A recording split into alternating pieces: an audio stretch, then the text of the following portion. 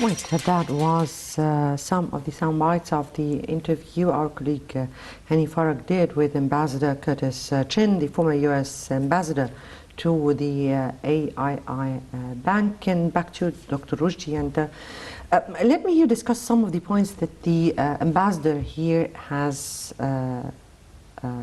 spoken about, or he highlighted. Funding institutions as the AIIB Bank and other Asian banks that are taking place in such a meeting, and the priorities that should be put in the forefront by the states themselves.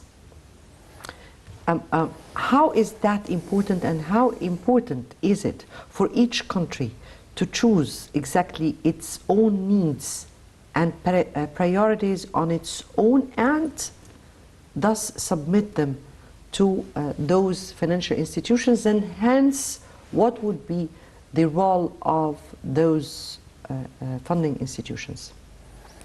Actually, I would like to count or to capitalize on what the ambassador said on this report, actually, which is building prosperity. In addition to, he highlighted that Egypt is one of a member of BRICS, actually. In addition to, one of the most important things to have a strategic partnership to work on the infrastructure and to have a lot of things. And this is aligned with Dr. Mohamed speech, actually, which is one of the most important things that we have to count the private sector to take advantage of financing opportunities offered by AIIB in several promising sectors and to form more partnerships. This is why I'm asking, opportunities the bank are putting, or our priority files to be put before the bank? And this is what the ambassador here spoke about. He spoke about opportunities offered by the financing by the Asian banks, but also it should be vis-a-vis our true needs or our choice or our call for such opportunities and what it offers. So how do you read that, and how is that should be put? Actually, it's a smart question. Thank you so much. Which is one of the most important thing you hit a nerve, actually, which is it's a win-win situation. It's one. It should be. Yeah, it's win-win situation.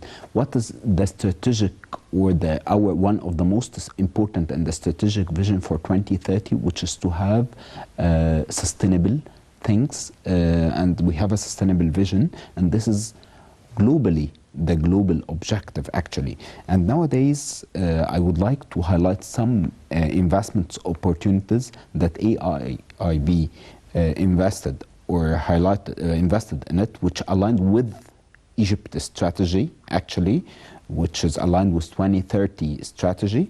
AIB disbursed, actually, as far as I recall, $1.3 billion for infrastructure projects in Egypt, including $30 million for water management, and this is what Minister Dr. Mohamed highlighted, including $30 million for water management and $200 million to finance renewable energy, noting that in July, the bank has also agreed to provide $280 million to fund the construction of new metro line in Alexandria.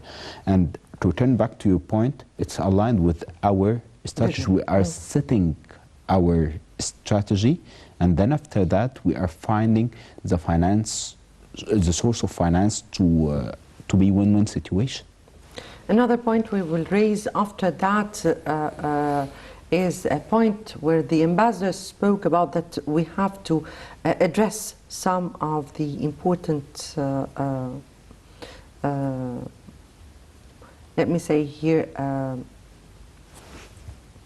issues that should be dealt with, as the ambassador spoke about, bureaucracy, corruption, and all what he stated.